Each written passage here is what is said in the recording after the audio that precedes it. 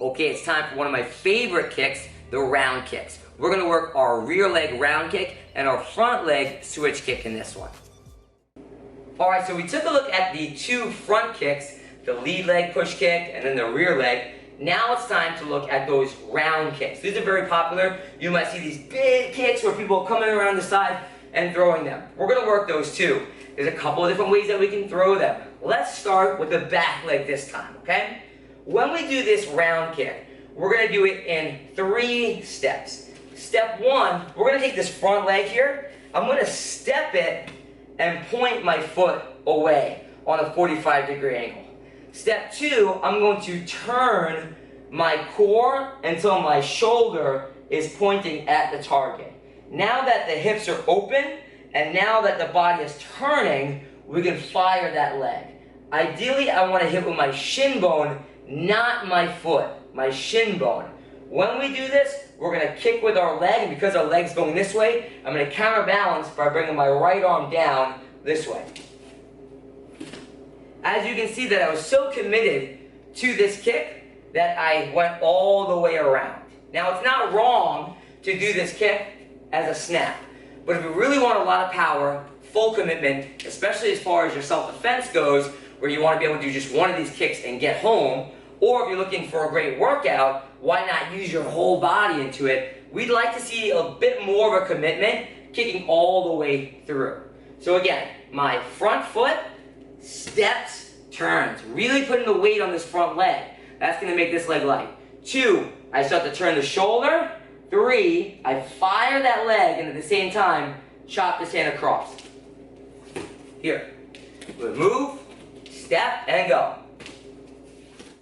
Okay, so now that we've gone through this round kick on our rear leg, let's take a look at some options for this front leg round kick.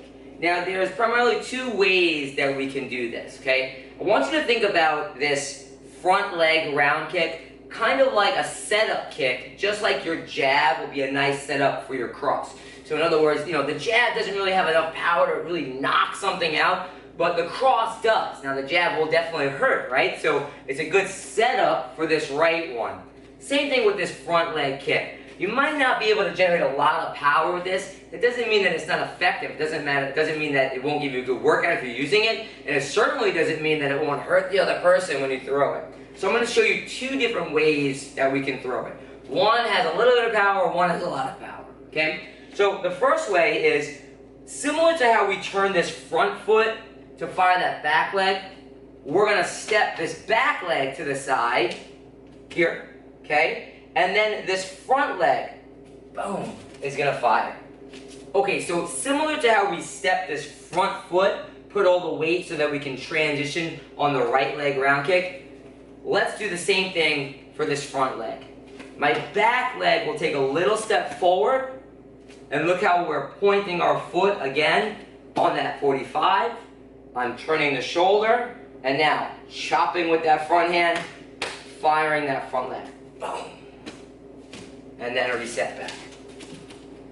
So, we step, turn, chop, and go. If you're throwing this to a leg, you just might want to just touch on it, so you don't want to go all the way through. You'll just chop through on it. Step, get a little chop through.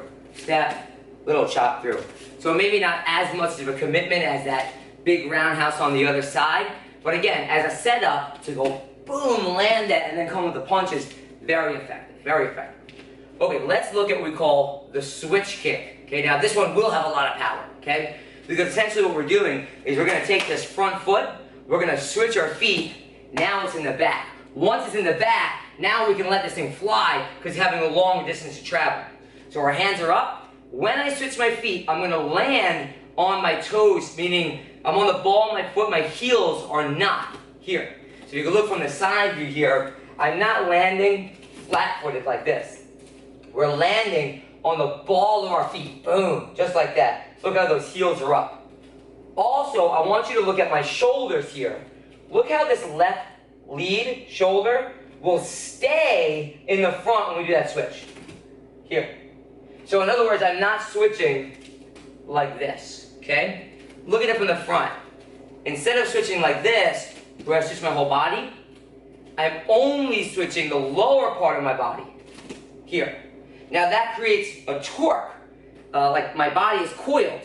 And so we're gonna uncoil it with this kick, which is gonna create a lot of power. It'll look like this.